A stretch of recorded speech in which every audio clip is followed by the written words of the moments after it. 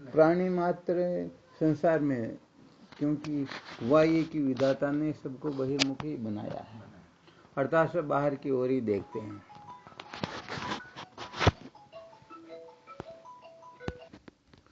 ये सूत्र तो समझ में आ गया ना। तो होता क्या है, ये इंद्रियां जो है बाहर की ओर ही देखती हैं, और किसको देखती? जो जिसका कोई नाम हो, जिसका कोई रूप हो, रूपवान वस्तु को ही तो ये इंद्रियां देख सकती है। अब जिसका कोई रूप ही नहीं है, उसको आंख क्या देखेगी, नाक क्या सुनेगा, जीभ उसको क्या चखेगी, हाथ क्या स्पर्श करेगा?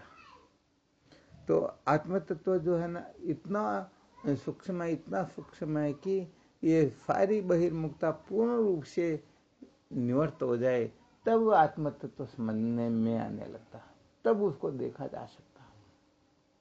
उसको देखने का तात्पर्य ये है कि बाकी जितना भी देखना इसी अत्यंत विरक्त हो जाए, देखने की जीवन में अणुमात्र भी आवश्यकता न रहे, तब उसको देखने की योग्यता जागृत होती है। क्लियर? बिल्कुल। तो अब यहाँ पर साधकों को अब करना तो यही पड़ेगा, उस आत्म तत्व के साक्षात्कार के बिना ये तो सब मिल के पत्थर है, इनसे तो काम चलता नहीं है। परंतु मिल के पत्थर से भी तो होके निकलना पड़ता है ना, वरना बात बनती नहीं है। तो अपने को सबसे पहले इनसे ऊपर उठना चाहिए। अब इनसे ऊपर उठने के लिए इनकी असलियत को भी समझना होता है, इनको स्वरूप को, इनके स्वरूप को नहीं समझेंगे तो भी ऊपर नहीं उठ सकते हैं। तो अपने को केवल और केवल मात्र इस प्रपंच से छुटकारा कैसे मिले, अर्थात देखने से, सुनने से, सूंघने से, चखने से, स्पर्श करने से वैराग्य कैसे हो, हम इनसे ऊपर कैसे उठे। जैसे अपने पास में कोई वस्तु है और उसको रोज भले अलमारी में रख करके देखते रहते हैं, उसको किसी प्रकार से काम में नहीं लेते हैं, तो फिर वो आसक्ति तो जो की त्यों बनी रहती है ना।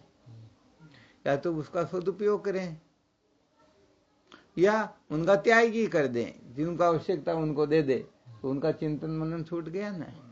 तो अपने को जो कुछ भी प्राप्त है, यदि या तो इनका सदुपयोग करे अथवा इनका त्याग ही कर दे, तो त्याग में तो थोड़ा वो बहुत बड़ा पुरुषार्थ होता है, परंतु हम सदुपयोग अवश्य कर सकते हैं।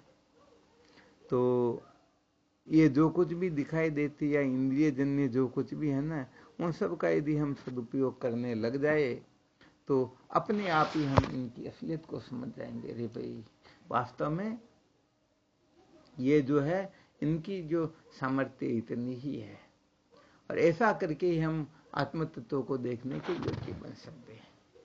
इनको बनाए रख करके इनको इनके पीछे पागल होकर के कभी भी सत्य का साक्षात्कार नहीं कर सकते। बस ठीक, यहाँ पर एक फॉर्मूला निकल गया कि अपने को जो कुछ भी दिखाई दे रहा, जो कुछ भी अपने समझ में आ रहा, उसी जगह से साधना प्रारंभ करें। साधना क्या प्रारंभ करनी? इसे छूटने की, नहीं कि इनको और ज्यादा मजबूती से पकड़े इसकी। इनसे कैसे छूटा जाता है? बस इसी के लिए संतों का संग है, इसी के लिए समझदारी है, इसी के लिए ग्रहण त्याग है, इसी के लिए विवेकादि साधन है, इसी के लिए जिस किसी भी प्रकार से समझ में आए बस उसी को महत्व देकर के इसको अपने जीवन में प्रतिष्ठित कर लेना चाहिए। समझो, यही फिर जीवन का सार होता है, इसी से ये साधक कृतार्थ होता है। बाकी जो सचमुच में बहुत बड़ी गड़बड़ होती है, फिर वो गड़बड़ ऐसे ही चलती रहती जो सचमुच में जीवन को धन्य नहीं बना पाती है। तो ये जो सूत्र सुनाए जाते हैं ना,